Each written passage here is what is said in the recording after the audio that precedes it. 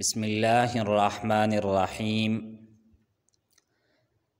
د هدایت النحوی د دروسو په سلسله کې دا زمونږه 51 نمبر درس دی. صاحب کتاب فرمایی واعلم ان المنادى على اقسام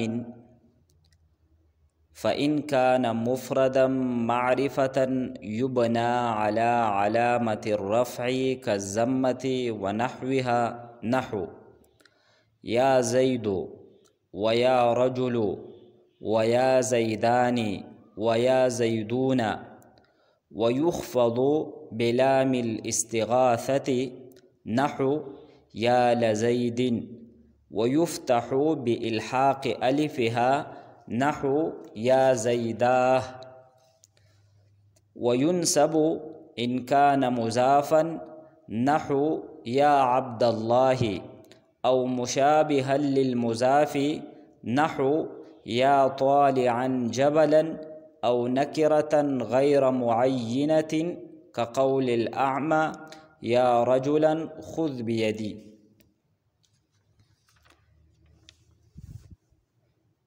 دا کوم عبارت چې مونږه ولوستلو نو صاحب کتاب په دې عبارت کې د منادا د اعراب په اعتبار سره سلور اقسام ذکر کړي. لومبه قسم دا دی چې کله منادا مفرد معرفه وي نو دا با مبنی وی په علامت د رفع سره. دویم قسم دا دی چې کله په منادا باندې لام استغاثه داخل وي نو په دې صورت کې با منادا لفظا مجرور وي. دریم قسم دا دی چې کله د منادا په آخر کې الف استغاثه وی نو بیا با منادا مبنی بر فتح وی. او سلورم او اخرانه قسم دا دی چې په درې صورتونو کې با منادا منصوب وی.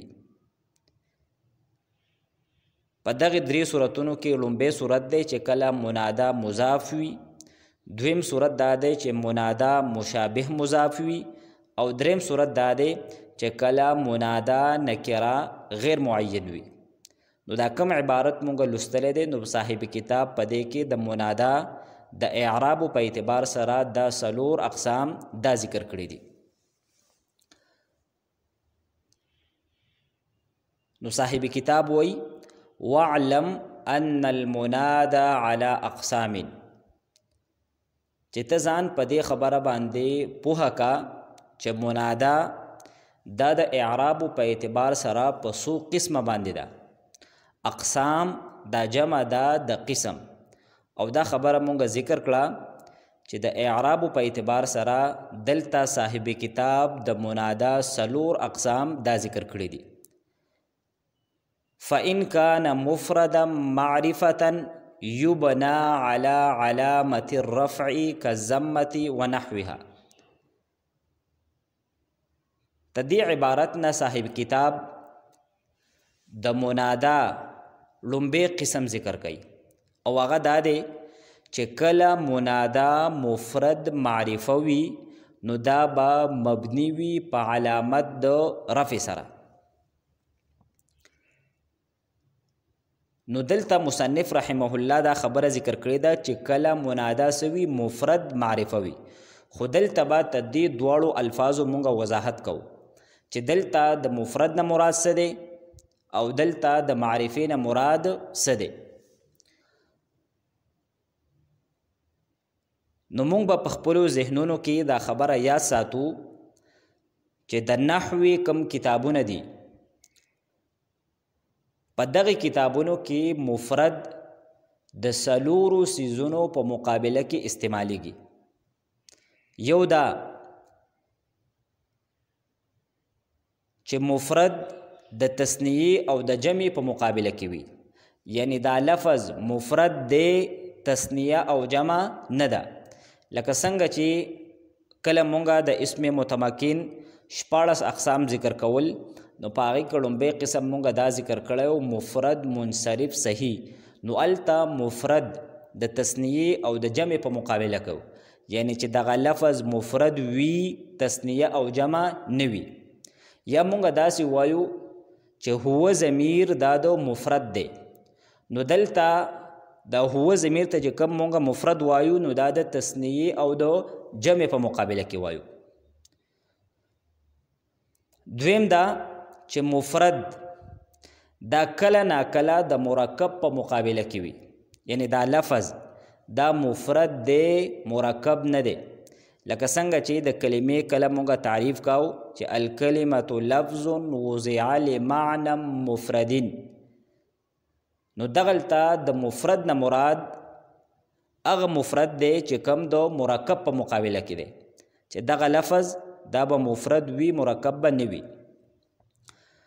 دریم استعمال د مفرد دا دی چې مفرد دا کله ناکله د جملې په مقابله کې وي چې دا لفظ دا مفرد دی دا جمله نه ده او څلورم دا چې مفرد دا کله ناکله د مضاف او د شبه مضاف په مقابله کې وي یعنی دا لفظ دا مفرد دی مضاف او شبه مضاف نه دی نو که بالفرض هغه لفظ تثنیه او جمع وي نو بیا به هم په هغې باندې مونږ د څه اطلاق کوو د مفرد اطلاق به پرې کوو ځکه چې دغه لفظ څه نه دی مضاف نه دی او شبه مضاف نه دی او د شبه مضاف ته دې تعریف دا به انشاءالله تعالی مونږ وروستو دا بیا ذکر کوو دلته مفرد دا د مضاف او د شبه مضاف په مقابله کې دی نو دلته صاحب کتاب وایي کچری دغه منادا مفرد معرفوي نو د مفرد نه مراد څه شی دی چې دغه لفظ مضاف نه وي او شبه مضاف نه وي د مفرد سره صاحب کتاب بل لفظ ذکر کړی دی معرفه نو دلته معرفه عام ده خوا که د حرف ندا د داخلېدلو نه مخکې معرفه وي او خوا که د حرف ندا د داخلېدلو نه وروستو د دغې لفظ نه معرفه جوړه شوې وي لکه یا زیدو نو په دې کې دا زید د حرف ندا د داخلېدلو نه مخکې څه دی معرفه دی او یا رجلو نو په یا رجلو کې دا رجل دا معرفه دی خدا د یا حرف ندا د داخلېدلو نه وروستو معرفه شوی دی کچری په دې لفظ باندې مونږه د آیات حذف کو صرف رجل وایو نو بیا نکره دی نو زموږ د خبرې مطلب دا شو چې دلته معرفه دا عام ده خوا که د حرف ندا د داخلېدلو نه مخکې معرفه وي او خوا که د حرف ندا د داخلېدلو نه وروستو څه شوي وي معرفه شوي وي نو چې دا دوه قیدونه موږ ته یاد وي کچری منادا مفرد معرفه وي مفرد مطلب څه شو چې د مضاف او د یعنی دغه لفظ مضاف او شبه مضاف نه وي او دویم قید پکې څه دی چې معرفه وي یعنی نکره نه وي نو کچری منادا مفرد معرفه وي نو دا به مبني وي په علامت د رفع سره او دا رفع درې مشهور علامات دي یو ضمه ده دویم الف دی او دریم واو دی یو لفظ چې کله مونږ سره مرفوع وي نو هغه یا مرفوع وي په ضمې سره یا هغه لفظ مرفوع وي په څه سره په الف سره او یا مرفوع وي په څه سره په واو سره نو صاحب کتاب دا وایي چې کله منادا مفرد معرفه وي نو دغه به مبني وي په علامت د رفع سره که ضمتې یو لفظ صاحب کتاب ذکر کړی دی چې د رفع یو علامت څه شی دی ضمه ده یعنی پیش او صاحب کتاب داسې مثالونه راوړي دي چې بعض مثالونه کې د منادا هغه مبني ده په علامت د ضمې سره او یو مثال داسې راوړی دی چې هغه مبني دی په علامت د الف سره او یو مثال داسې راوړی دی چې هغه مبني دی په څه سره په واو سره نو دغه مثالونه مونږ هم ذکر کوو نو صاحب کتاب وایي فإن کان مفردا معرفة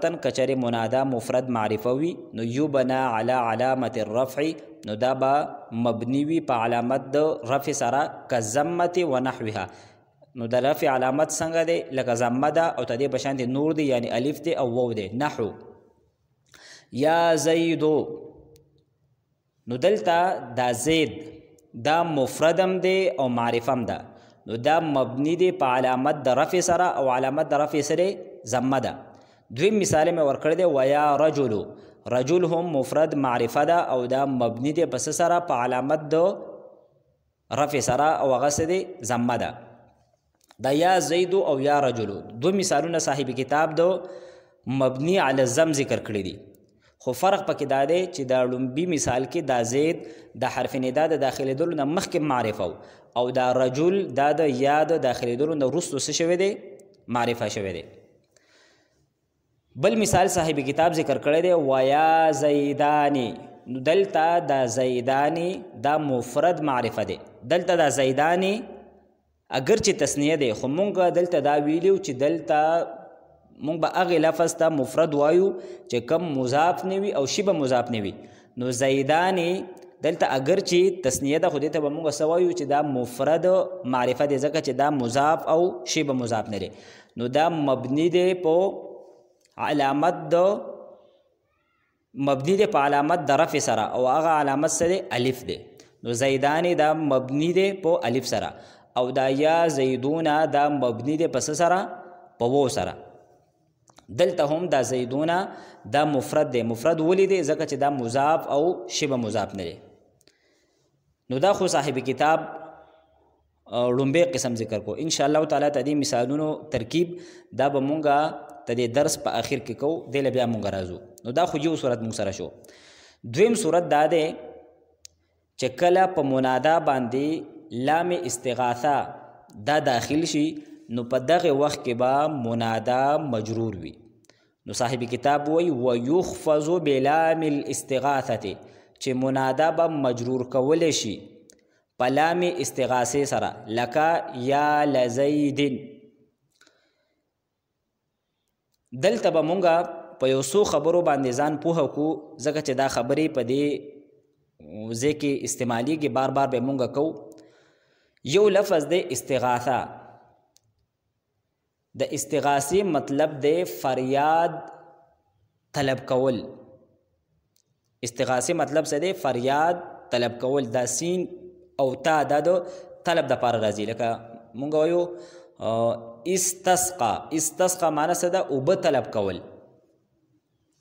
یا استخراج را اوباسل طلب کول نو دا سین او بتا کې د سمانه پرته ده د طلب نو د استغاثه معنی څه ده فریاد طلب کول بل لفظ دی مستغاث او یو لفظ دی مستغاث له او بل لفظ دی مستغیث نو چې د دې په مطلب باندې مونږ ځان پوه کو مستغاث دا د اسم مفعول صيغه ده او مستغاث چې د چا نه فریاد طلب کیږي یعنی چا نه چې مونږه د مدد مطالبه کو چاته چې مونږ خپل فریاد کو فریاد وته کو ته دې د پاره چې ته زما سو کې مدد وکي نو دې ته سوې مستغاث وي مستغاث جس سے فریاد طلب کی جائے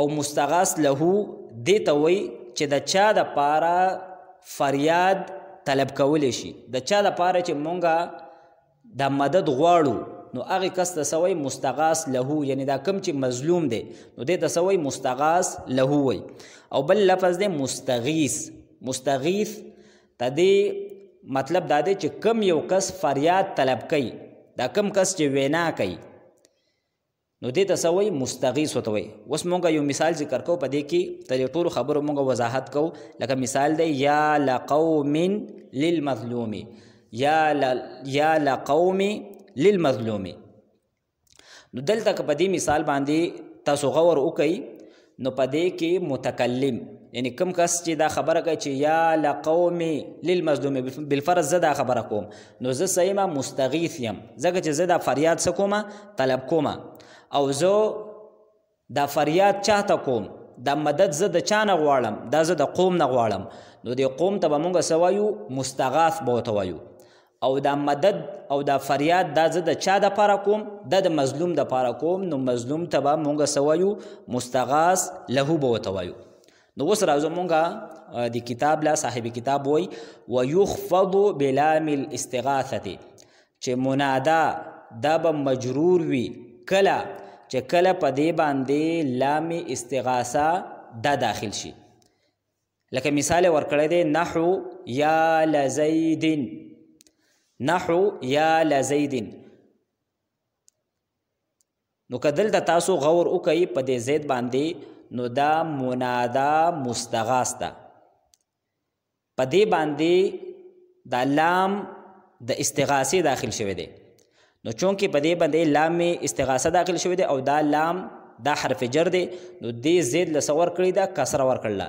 اصل عبارت داسې دی یا لزید للمظلوم چې ای زیده ته د مظلوم څه وکړه مدد وکړه، خو چې کوم مستغاث له دی نو هغه څه شوی دی؟ حذف شوی دی.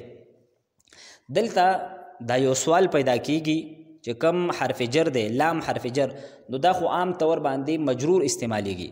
لکه مثلا مونږ وایو لله نو په دې کې لام باندې کسره ده، یا مونږ وایو لزیدین نو دلته هم په لام باندې څه ده؟ کسره ده. خو دلته که مونږ وګورو نو په لزیدین کې دا لام حرف جر دا څه دی؟ مفتوح دی. نو ته دې وجه څه ده؟ نو ته دې جواب نحویانو دا ورکړی دی چې دلته په مستغاث باندې دا کم لام داخل شوی دی دا مفتوح ځکه دی چې مونږه په مستغاث او په مستغاث له کې فرق وکړو. ځکه چې په مستغاث له باندې د چا دپاره چې مونږه فریاد کوو په هغې باندې چې کم لام حرف جر داخلیږي نو هغه لام حرف جر څه وي؟ مکسور وي. نو دې وجې نه دلته په مستغاث باندې چې کم لام مونږه داخلو نو دا به مونږه څه راوړو؟ مفتوح به راوړو. که بالفرض دا مکسوري و هغه مکسوري نو بیا به فرق پته به نه لګي چې مستغاث پکې کم یو دی او مستغاث له پکې کم یو دی. نو په دواړو کې د فرق د راوستلو دپاره په مستغاث باندې چې کم لام داخلیږي هغه به مفتوح وي او په مستغاث له باندې چې کم لام داخلیږي هغه به مکسور وي. یا لکه څنګه چې مونږ مثال ذکر کو چې یا لقوم للمظلوم.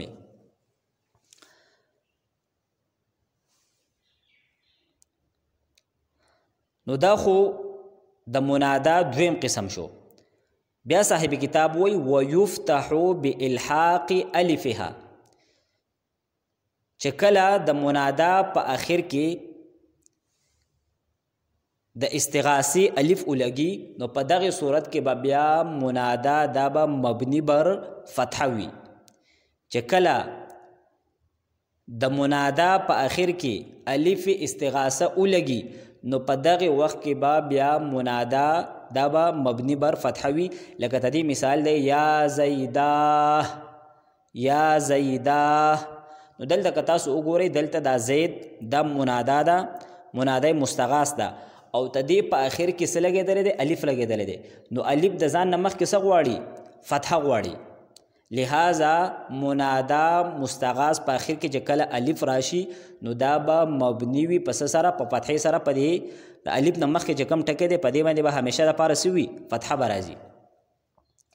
او بله دا اهمه خبره به مونږ یاد ساتو چې د کمې منادا په آخر کې الف د استغاثې راشي نو ته دې په شروع کې به بیا لام د استغاثې نه راځي. او د هغې وجه دا ده چې لام حرف جر هغه کسره غواړي او الف د ځان نه مخکې څه غواړي؟ فتحه غواړي. نو د دواړو په عمل کې سره منافات دی. نو چې د کمې منادا په آخر کې الف د استغاثې راشي نو په هغې باندې به په شروع کې به لام استغاثه دا به نه داخلیږي. نو ویفتحو دا منادا به مفتوح کولی شي بالحاق الفها چې کله تدې په آخر کې د استغاثې الفو هغه ولګي هغه پکې ملحق شي. لکه د دې مثال څه دی؟ یا زیدا. او تدې په آخر کې چې دا کومه ها ده نو دا د وقف دپاره راغلي ده، د دې دپاره پکې راغلي ده چې په دې فریاد کې زمونږ د اواز نورم څه شي؟ اوچت شي. یا زیدا. نو دا مونږ درې صورتونه ذکر کړل. اوس راځو مونږ څلورم صورت لا. او څلورم صورت مونږ دا ذکر کړی چې په درې صورتونو کې به منادا سوي دا به منصوب وي. نو په هغې کې یو صورت دا دی چې منادا مضاف وي، دویم صورت دا دی چې منادا مشابه مضاف وي، او دریم نمبر دا دی چې منادا دا نکره غیر معین وي. نو صاحب کتاب په خپله ته دغه وضاحت کړی دی. صاحب کتاب فرمایي وینصب ان کان مضافا چې منادا دا به منصوب وي، کله ان کان مضافا چې کله داسې وي مضاف وي. لکه د دې مثال ورکړی دی یا عبد الله، نو دلته دا عبد الله دې کې دا عبد دا منادا ده، خو چونکې دا مضاف دی نو دې وجې نه دا منصوب دی په څه سره؟ په فتحې سره. نحو یا عبد الله. دویم صورت دا دی چې کله منادا مضاف نه وي خو د مضاف مشابه وي. مشابه مضاف څه ته وایي؟ مشابه مضاف دې ته وایي چې دغه لفظ چې دغه اسم دا مضاف نه وي خو د هغې معنا د بلې کلمې سره د ملاوېدلو نه بغیر نه مکمل کیږي، د بلې کلمې ورته ضرورت وي. مشابه مضاف دا هغې اسم ته وایي چې هغه خو په خپله مضاف نه وي لیکن د هغې معنا د بلې کلمې د ملاوېدلو نه بغیر نه مکمل کیږي. لکه څنګه چې مضاف د مضاف معنا بغیر د مضاف الیه نه مکمل کیږي. مضاف چا ته محتاج وي؟ مضاف الیه ته محتاج وي. نو دغه شانتې چې کوم مشابه مضاف کلمه ده نو د هغې معنا هم د بلې کلمې د ملاوېدلو نه بغیر نه مکمل کیږي. نو دې وجې نه دې ته څه وایي؟ مشابه مضاف ورته وایي. لکه د دې مثال دی یا طالعا جبلا، نو د طالع معنا دا د ختونکي. نو که موږ وایو چې ای ختونکیه، نو دلته دا اوسو نامکمل دی. طالع په څه باندې ختونکی دی؟ په پړو باندې ختونکی دی، په دیوال باندې ختونکی دی، یا چېرته په غر باندې ختونکی دی.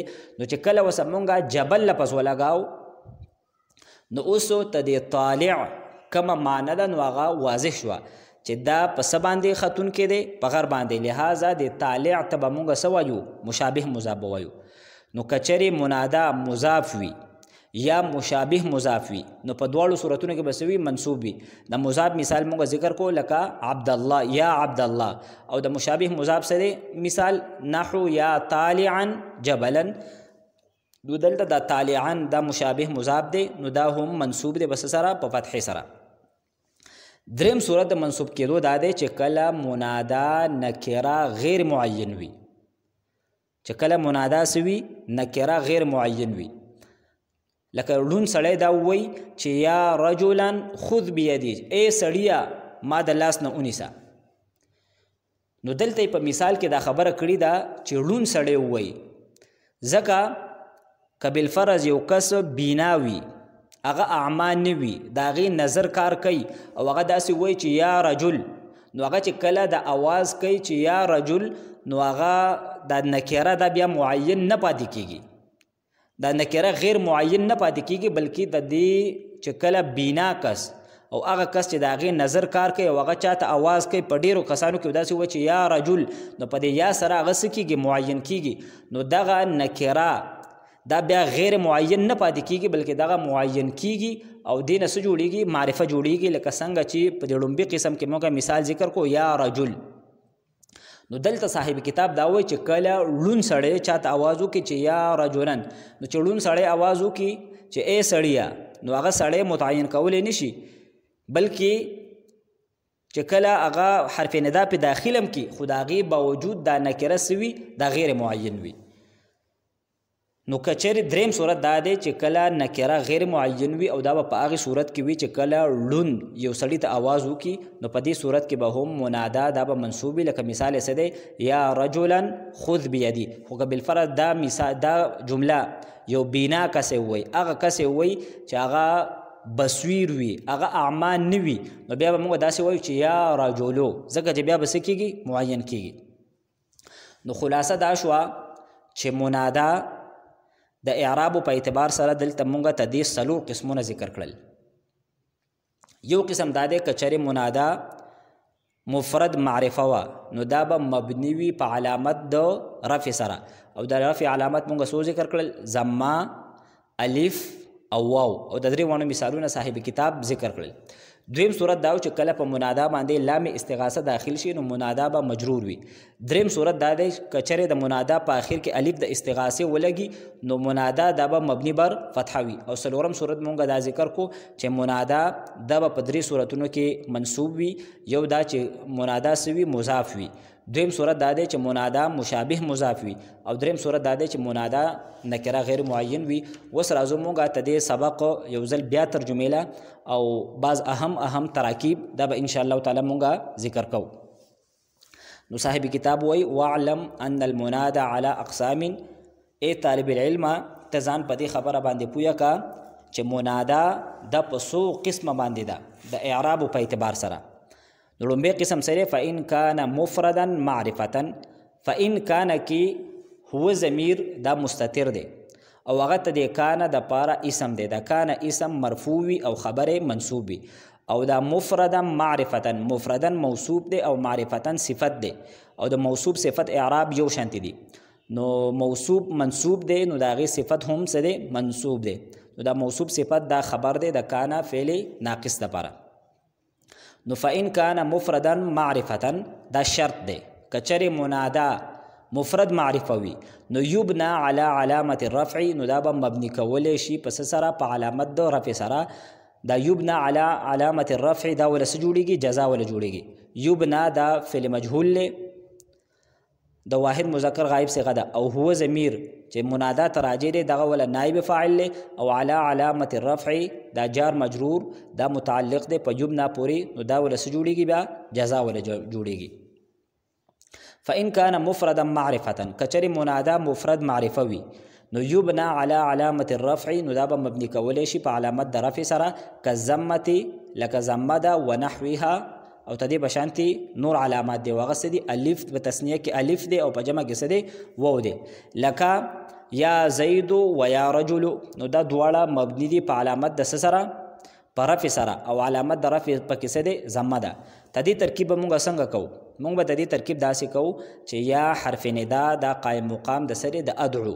نو ادعو صيغه واحد متکلم فعل مضارع معلوم انا ضمیر مستتر هغه پکې فاعل او دا یا زیدو دا مبني دی بس سره په ضمه سره خدا منصوب دی محلن. نو په دې باندې دا اعتراض کیږي چې دلته خو منادا خو منصوب وي او دا خو مفعول به جوړیږي. نو په دې باندې فتحه ولې نه دراغلی دا یا زیدن مونږ ولې نه وایو؟ نو تدې جواب دا دی چې دا مبني دی او مبني دا په حالت رفعی کې په حالت نسبی کې او په حالت جری کې هغه یو شانتي. لکه څنګه چې مونږ مثال وایو چې جاءنی هؤلاء رأیت هؤلاء مررت بهؤلاء. نو هؤلاء په حالت رفعی کې هم دغه په اخر کې کسره ده، په حالت نسبی کې هم کسره ده او په حالت جری کې پکې هم کسره ده. همیشه د پاره به پاغه باندې سوي کسره بوي. یا کوم هو ضمیر دی نو هو ضمیر دا چې موږ د سوچ هو زیدون هغه زید دی نو هو دا مبتدا ده او دا مرفوع وي. خو دلته د هو په لفظ کې به همیشه د پاره دا به سوي مبني بر فتح وي. خو موږ به څنګه وایو چې دا محلن مرفوع دی. دا چې په دې کم ځای کې واقع دی نو دغه ځای د څه څیز دی دا د مبتدا په ځای کې واقع دی. نو موږ به داسې وایو چې مرفوع محلن. نو دلته به هم موږ داسې وایو چې دا زید د دې په آخر کې خو به ضمه راځي ځکه چې منادا مفرد معرفه دا مبني علی الضم وي. خو چې دا کم محل او دا کم زید نو دا مفعول به دی. نو موږ به داسې وایو چې دا منصوب دی څنګه محلن. دغه شانتې په یا رجلو کې هم دی. ویا زیدانی نو دلته یا حرف ندا قائم مقام د ادعو فعل ادعو فعل انا ضمیر مستتر هغه کې فاعل او دا زیدانی دا مبني دی پس سره په الف سره او دا منصوب دی محلن او دا بیا څه جوړیږي مفعول به جوړیږي د ادعو فعل محذوب د پاره. لہذا دا جمله انشائیه ده. دلته دا اعتراض کیږي چې دا چونکه زیدان دا مفعول به ده نو دا مونږه زیدین ولې نه وایو؟ نو داغه جواب دا دی چې دا معرب نه دی بلکې دا مبني دی او مبني په حالت رفعی په حالت نسبی او په حالت جری کې یو شانت دی. نو موږ به داسې وایو چې دا منصوب دی څنګه محلن. دغه شانت خبره په یا زیدونه کې هم ده. دا زیدونه د مفعول به دی منصوب محلن د چا د پاره د ادعو د پاره او دا مبني دی په وو سره. ويخفض بلام الاستغاثه دا دویم صورت ده چې منادا دا به مجرور وي په لام استغاثه سره. یعنی چې کله په منادا باندې لام استغاثه د داخل شي یعنی هغه لام چې کم د فریاد د پاره په یو لفظ باندې سکیږي داخليږي. یخفض دا هم مضارع مجهول لا او دا هو ضمیر دا پکې نائب فاعل دی، دا منادا ته راجع دی. او بلام الاستغاثه با حرف جار لام مضاف او الاستغاثه دا ولا مضاف الیه ده. نو مضاف الیه دا مجرور دی د با جار د پاره، او دا جار مجرور دا متعلق دی په یخفظو فعل مجهول پورې، لہذا دا جمله فعلیه ده. نحو یا لزید ويفتح بالحاق الفها. نو یفتح دا هم مضارع مجهول له، هو ضمیر پدې کې نائب فاعل له، با حرف جار، الحاق مضاف، الف دا مضاف الیه مضاف دی، او دا ها بیا مضاف الیه دی، لہذا دا بیا مجرور جوړیږي د با جار د پاره، او دا جار مجرور متعلق دی په یفتح په الفوري. او په دې کې صاحب کتاب دغه دریم سوره ذکر کړی دی، ويفتح بالحاق الفها، چې دا منادا دا به مبني بر فتحه وي کله چې کله د منادا په اخر کې د استغاثه الف غره شي، او الفها کې د ها ضمیر دا استغاثه ته راجع دی. نحو یا زیدا، نو دلته هم یا حرف ندا دا قائم مقام ده د ادعو فعل، او باقي کې انا ضمیر فاعل له، او دا زیدا دا مبني دی پس سره په فتحه سره، او دا منصوب محلا مفعول به جوړیږي. بیا څلورم صورت صاحب کتاب ذکر کوي وینصب ان کان مضافا، او دا منادا به منصوب کله چې کله دا مضاف وي یا مشابه مضاف وي یا نکره سوي غیر معین وي، او بیا دغه مثالونه دای ذکر کړی دي. دا ان کان مضافا، دا مضافن دا خبر دی د کان فعل ناقص لپاره، او دا کان فعل ناقص کم اسم دی نو هغه پکې هو ضمیر دی، هغې نه اشاره چاته شوې ده؟ منادا ته شوې ده.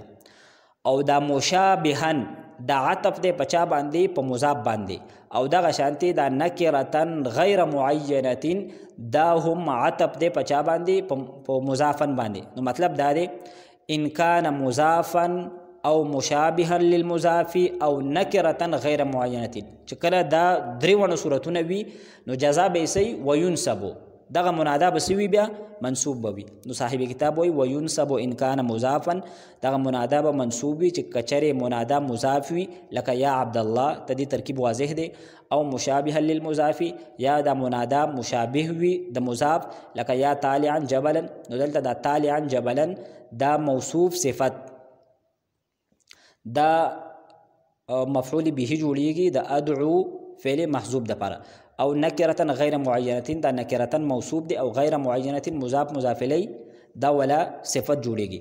كقول الاعمى یا رجلا خذ بيدي، دلته دا یا رجلا کی دا رجلا دا نکره غیر معین دا، او دا مفعول به دا د ادعو فعل محذوب د پاره دا ندا جوړیږي. او دا خذ بيدي دا جواب ندا ده. خذ فعل امر دی، انت ضمیر مستتر دا پکې فاعل له، او با حرف جار، او یدی نو ید مضاف، او دا یا څه شی دی؟ مضاف الیه دی. نو دا مضاف مضاف الیه دا مجرور دی د با جار لپاره، او جار مجرور دا متعلق دی په خذ فعل امر پورې، لہذا دا بیا جواب ندا جوړیږي د یا رجلن لپاره، چې دا ړوند سړی د څه لپاره اواز کوي؟ ته دې لپاره اواز کوي چې دا چاته چې اواز کوي چې زما څه ونیسه؟ زما لاس ونیسه. او دا یدی دا د اسم متمکن په قسمونو کې هغه قسم دی چې کله د جمع مذکر سالم نه علاوه یو بل اسم مضاف وي یا متکلم طرف ته. د جمع مذکر سالم نه علاوه یو بل اسم هغه مضاف وي چاته؟ یا متکلم طرف ته. نو تدغه اعراب دا په درې وانه حالتونو کې سوي تقديري وي، حالت رفعي به په ضمه تقديري سره وي، حالت نصبي به په فتحه تقديري سره وي، او حالت جري دا به په کسره تقديري سره وي. نو نن چې دا کوم سبق مونږ وایو نو په دې کې مونږه د منادا د اعراب په اعتبار سره څلور اقسام وویل، او بیا مو بعض اهم تراکیب وکړل. ان شاء الله تعالی کوم آینده درس دی نو دا به د منادا په باره کې او د مفعول به په باره کې اخرنی درس وي.